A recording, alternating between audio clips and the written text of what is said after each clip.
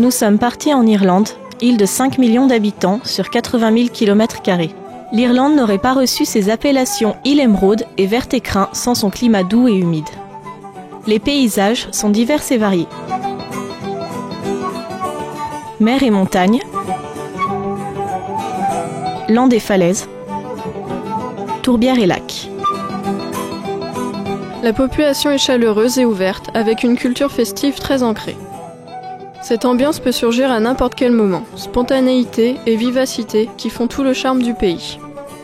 Autre tradition irlandaise, le cheval à travers le CSO, le cross, l'élevage, les courses et le tourisme équestre.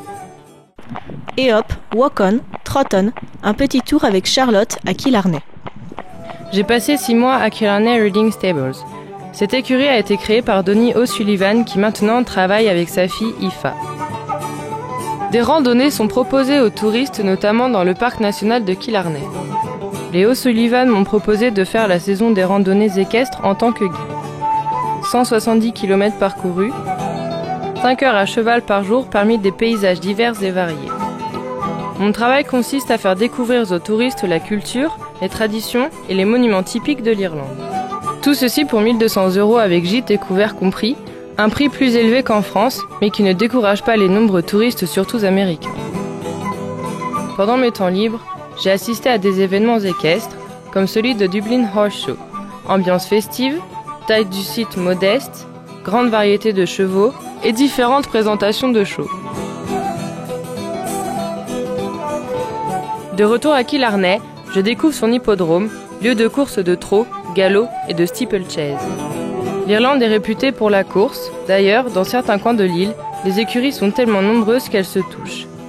Ce sport rassemble autour de bookmakers hurlant à tue-tête de nombreux parieurs irlandais plus ou moins chanceux, mais toujours dans la bonne humeur avec bien sûr un verre de Guinness à la main. Cet événement rassemble toutes sortes de personnes. Walk-on, trot-on, un petit tour avec Leila. J'ai réalisé mon stage à Dingle, avec ses paysages somptueux alliant montagne et mer. C'est une destination très prisée des touristes. J'ai été accueillie chez Suzanne Calloway, propriétaire d'une structure de tourisme équestre et d'une galerie d'art. La structure compte près de 25 chevaux pour des balades de 1 heure à une journée. Les tarifs allant de 35 à 150 €.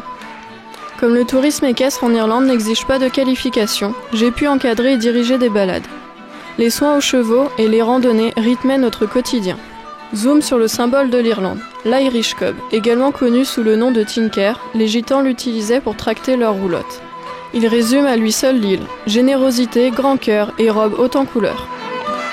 Les travelers irlandais, chassés de leur ferme lors de la famine du 19e siècle, emmènent avec eux les chevaux trop colorés ou trop trapus. Par croisement avec des Shire et des Clydesdale, ils ont obtenu un cheval robuste, polyvalent et sûr. Walk-on, trot-on, direction Ennistimon avec Manu. J'ai effectué mon stage dans le comté de Clare à Ennistimon, petit village enregistré dans le livre Guinness des records pour son nombre de pubs.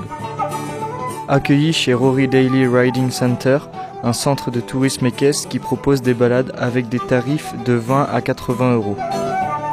Les falaises de Moher sont à proximité et attirent de nombreux touristes, dits les trekkers. Juillet et août sont des mois chargés en activités de randonnée. Mon rôle est d'accompagner et de rassurer les touristes.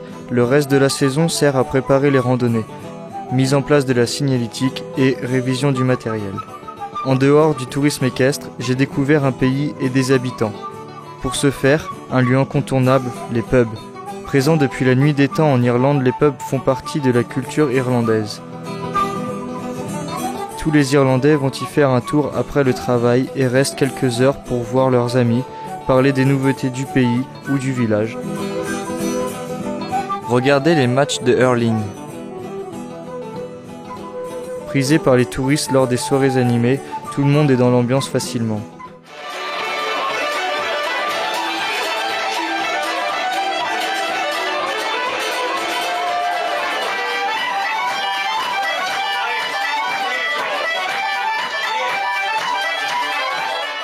Walk-on, trot-on, allez hop, direction Lucrea pour retrouver Chloé. Tenu par Esther et Tracy, le Slivokti Center propose plusieurs activités. Maison d'hôtes, restaurants et jardins biologiques, centre de tourisme équestre dans lequel j'ai travaillé. Guide de randonnée, préparation et suivi du bien-être des chevaux et des touristes. Durant les balades, j'ai découvert toute la beauté des paysages irlandais. Qu'il pleuve ou que le soleil brille, le décor est magnifique et envoûtant, apportant une touche de féerie.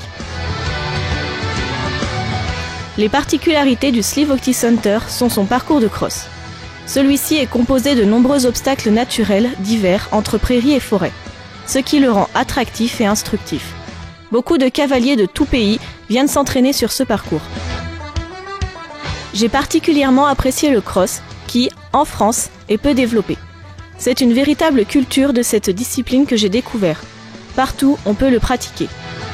Autre particularité, l'éthologie équine.